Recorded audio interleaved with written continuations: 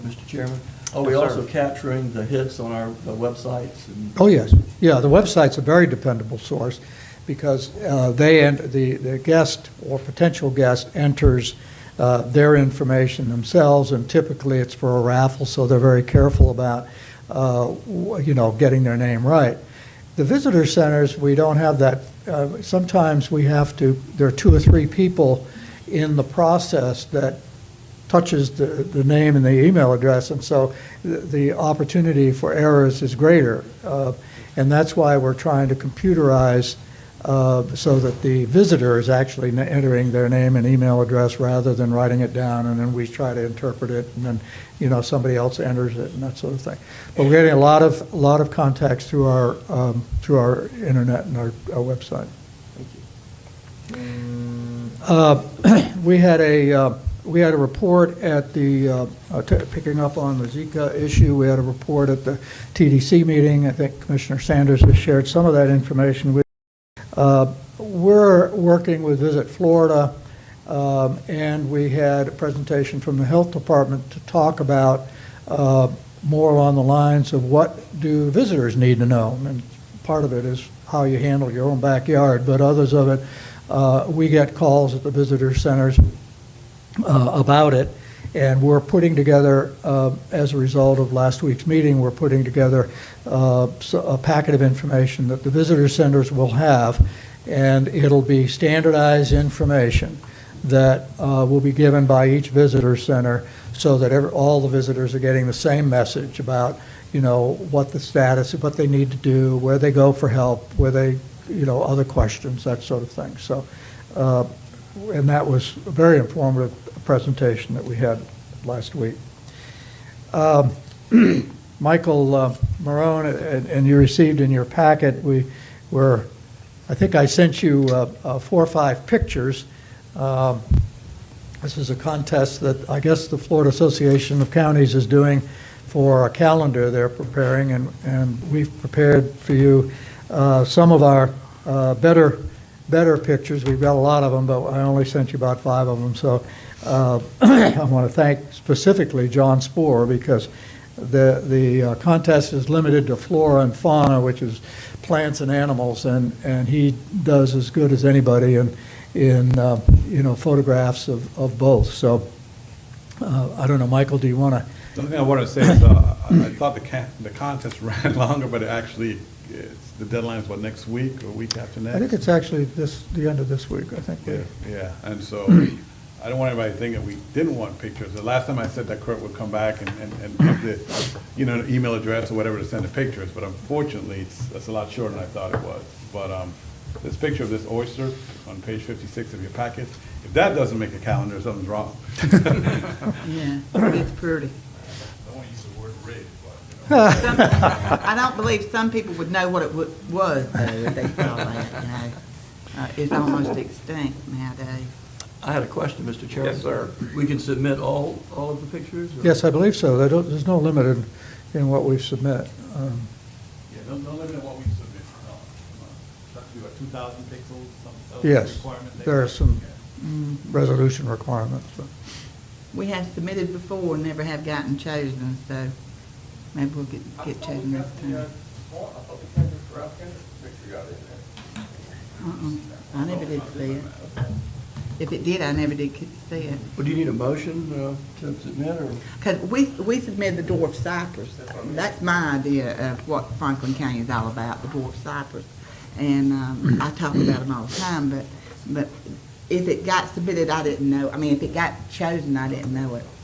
And usually they would announce it at one of our functions or something. Question, Yes, sir. Mr. Curry. Yes, sir. If that virus, Zika, is more south, you think that gonna make our people, more visitors come this way? Well, it's a little hard to tell. Of course, we don't like bad national publicity no matter where it is in Florida.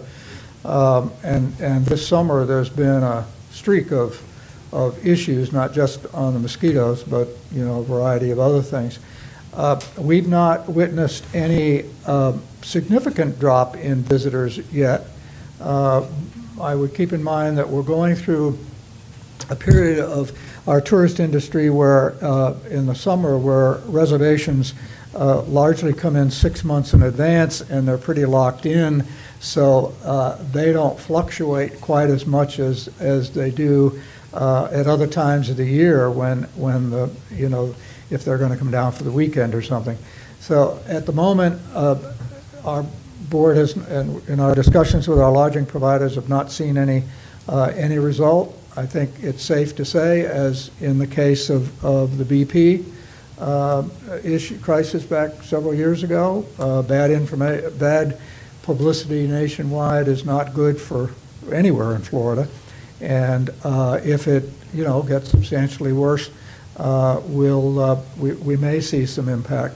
I think our message is going to be that, you know, it's a relatively isolated, you know, location in one portion of the state, that there are no, you know, if you will, original or cases that began in our area, that the community is responding, that we're taking all preventative methods, you know, to make sure that everybody's comfortable and safe, and that it's largely a, you know, there are a host of other mosquito-borne viruses and illnesses, some of which are a lot worse than Zika, that just comes from airborne mosquitoes. And this is just another example. It happens to be getting a lot of attention at the moment, but in terms of numbers and in terms of cases, it's relatively small. So I think our message is going to be positive, and we're hopeful that that's going to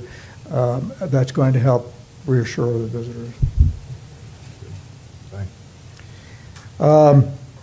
We have the summertime when the island's full and the hotels are full. It's a time we start working on our promotions strategy for next year, and we're doing that every year. We kind of go back and look at what we've done and make projections about what's going to happen next year.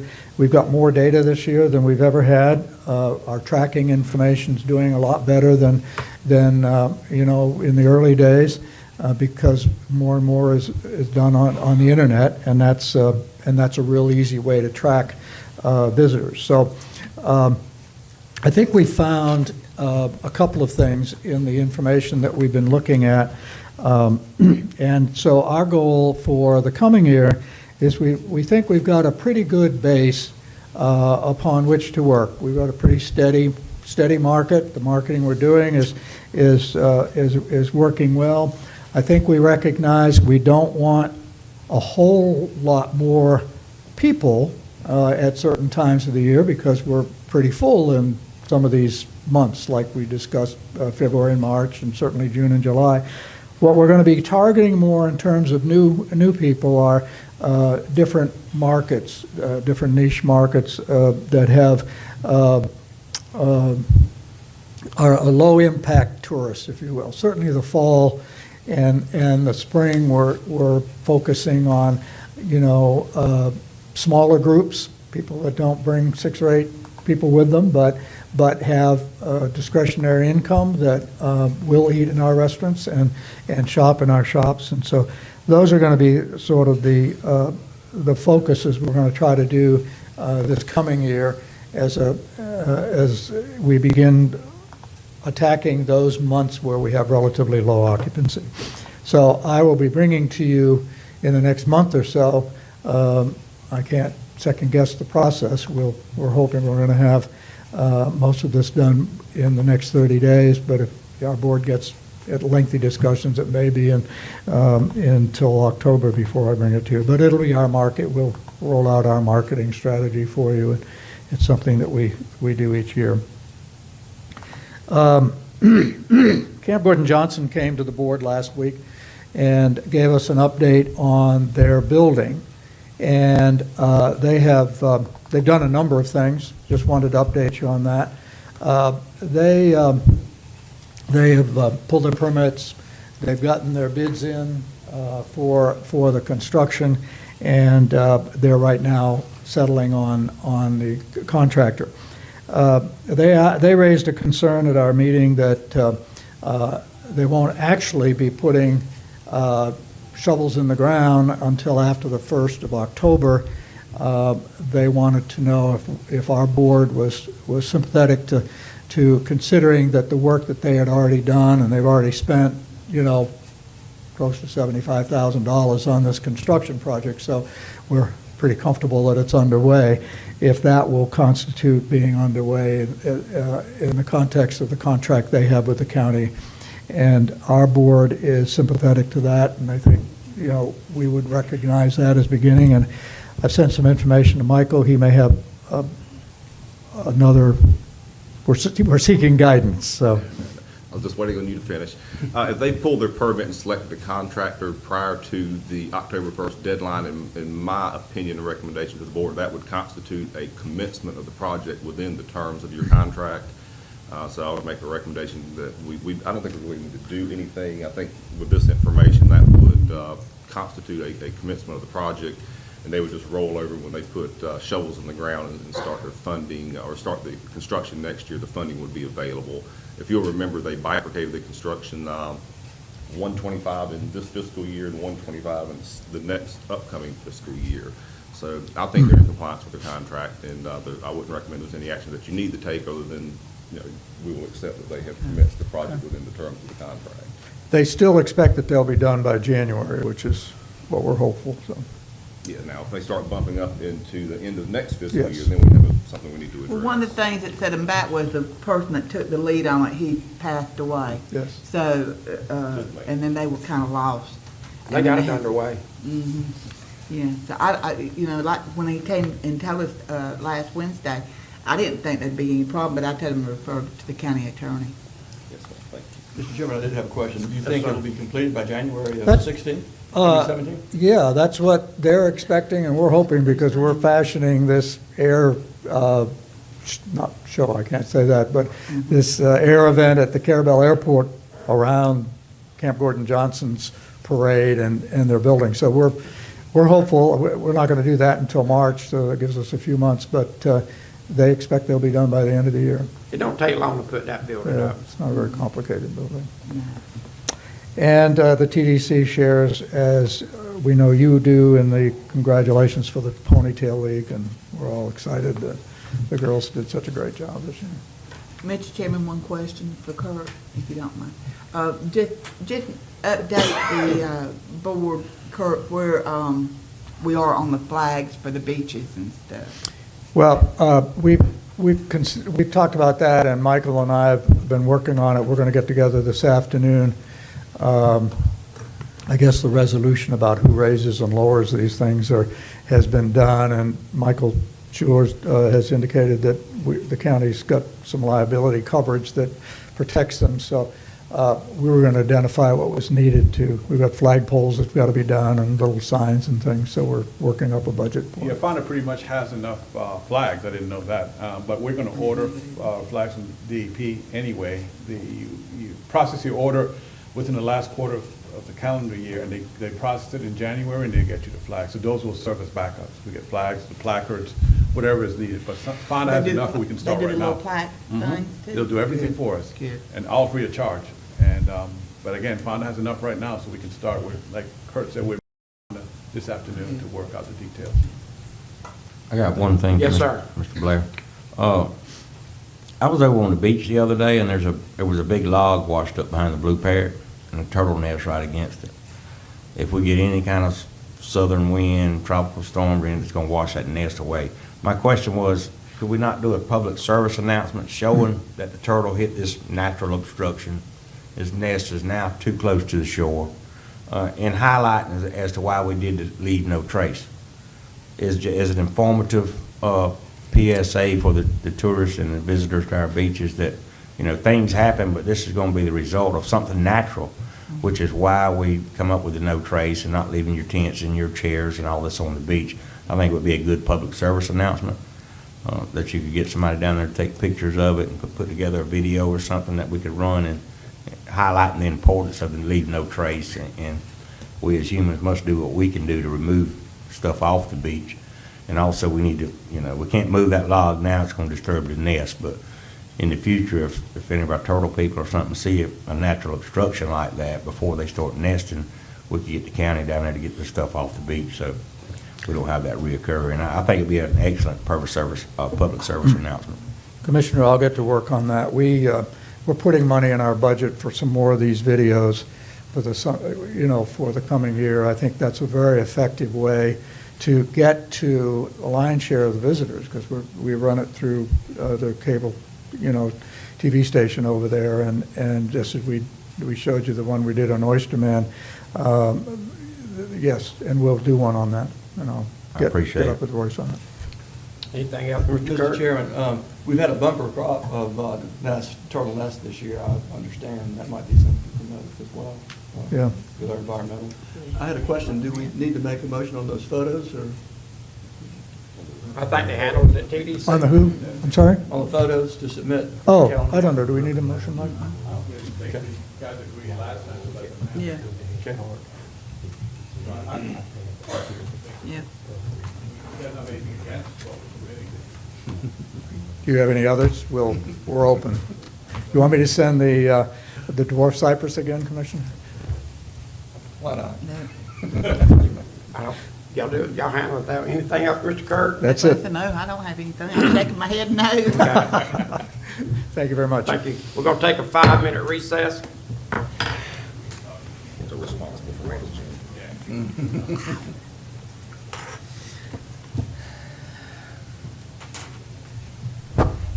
Board of County Commissioners back in session. Mr. Jason Pruitt from the Airport Manager Report. Good morning, Commissioners. Good morning, Jason. Just wanted to say at the onset, a big thank you to Mr. Neighbors and Public Works in the county for their assistance in helping us get the airport, some of the issues we have out there mitigated for our annual inspection. The inspection season is over. We're past. Everything's fine. But we really needed their help, and I really appreciate your assistance in that area. Just a quick update on a couple projects we got going on. The airfield rehabilitation project is over. Avcon is coordinating the closeout documents with Polaronis now. The airfield lighting project, we received 2 electrical bids for that, and Avcon is working right now to get the contracts finalized for our review, and then we hope to have to start doing the construction mid-September on that. The third project was an access road and a drainage rehabilitation or drainage improvement there at the airport. We broke those up into 2 different projects so that we could go ahead and start on one of those without being delayed by wetland delineation and all that kind of thing for those stormwater ponds there on the access road. And so 100% design plans are being done right now by Avcon, and hopefully we can start that first phase of the airfield rehabilitation or the drainage improvements here at the airfield, hopefully mid-September. So that's kind of where we are on the airport. Everything's going well, and just appreciate your support. You still got the other runway? Yes, sir. We saved it for a year. The markings on it are poor, and the FDOT and the FAA will not fund that runway any longer. And so we begged, borrowed, and pleaded and did everything we could to keep it open for another year to give us some time to figure out, how we want to mitigate that over this next year. Anybody got anything, Jason? Thank you, sir. Thank you, guys. Mr. Kim Bodine, Workforce. Morning, Commissioners. I am coming before you this morning as we have an annual requirement by state law to provide an overview to you of our yearly budget and also to get your approval on a waiver for the individual training accounts, which is required by law to be at 50%. However, we have reduced that to 30% waiver as we have done for the past several years. We have been able to get very close to the 50%, but the measure is punitive with the state. So if you miss the waiver percentage that they outline for you, then the following year it's reduced by the amount you missed plus the amount that's in the law. So we always like to err on the side of caution with this. As our funds get smaller, of course, we're still required to also maintain employer services as we have an office here in Franklin County as well. So that's really the item that I'm bringing before you today, is to have your approval for that. I would also like to thank you for your support over the last couple of years. We've had a lot of work going on in Franklin County That large grant that we had has closed out. However, we do still have a fishery failures grant with the Department of Commerce. We have about $600,000 left in that grant to use over the next 3 years for training people who were impacted by the fishery failure.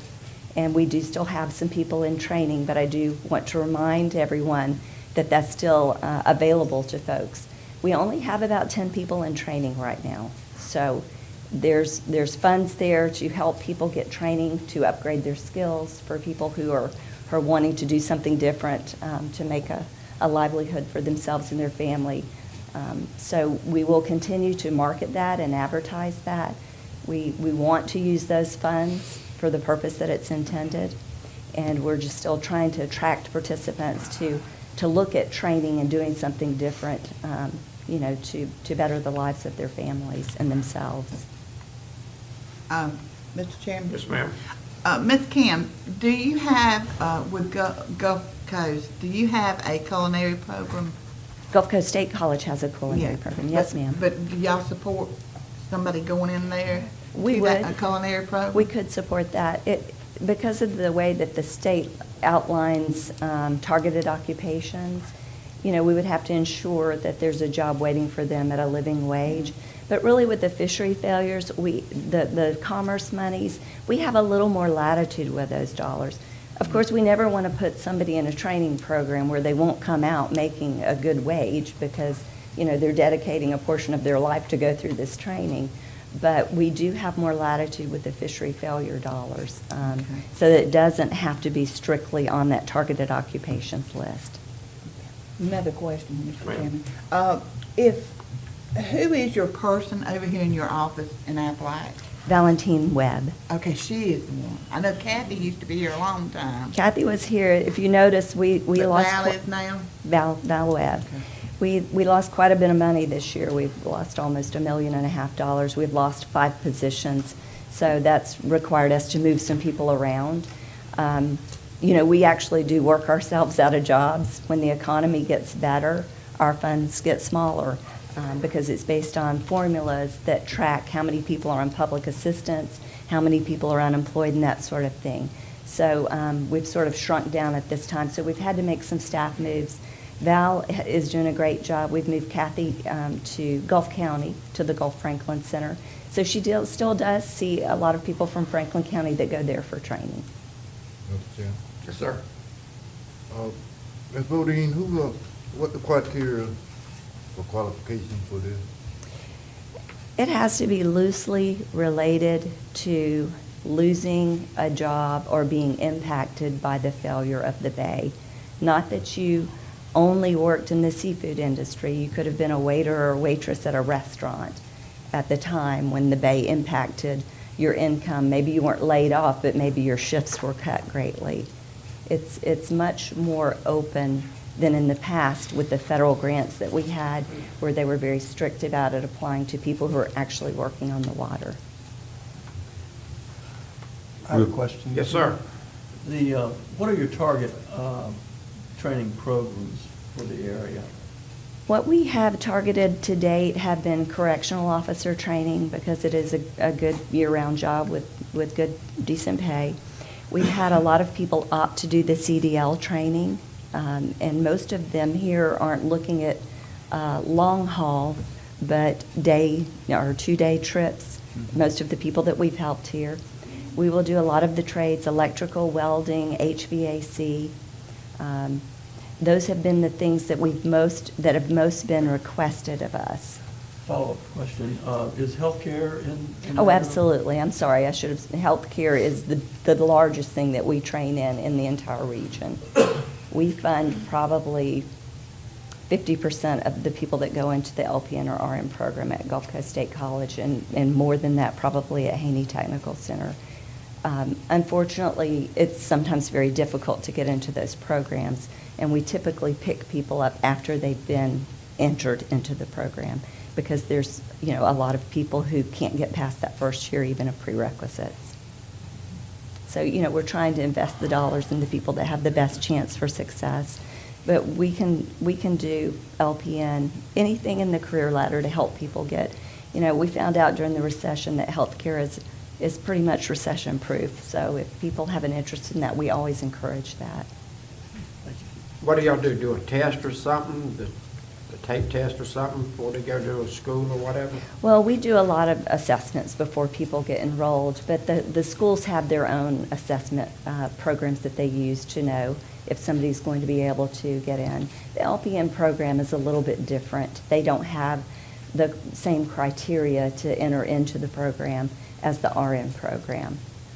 But there is still some level of evaluation. And obviously, they need a high school diploma or a GED. Yeah, one question, as it relates to your funding, I see you got a 28% decrease. Is that a cut by the state? Is that a loss of a grant? What does that actually entail? It's federal funding. Our allocations that come from the federal government just pass through the state. So those allocation formulas are based on how the economy is, and our economy is improving. And so anytime that happens, we do realize some shrink in funding. But part of that, too, is because we had some large grants with Franklin County for shelling and so forth, and those came to an end. That money won't come back into us. So that was part of the decrease? It was a part of it, but most of it was our regular federal funds. What you're asking for this morning is a waiver request of 30%? Yes, sir. So moved. Second. Have a motion second on the floor. All in favor? Aye. All opposed? Motion carries. These are the sheets. Thank you so much, and again, thank you for your support. Thank you, Kim, for everything you've done for the Bay, too, Yeah. to help us. We appreciate We it. appreciate We're it. happy to do it. I know where you at. I've been with you on them settings. Thank you.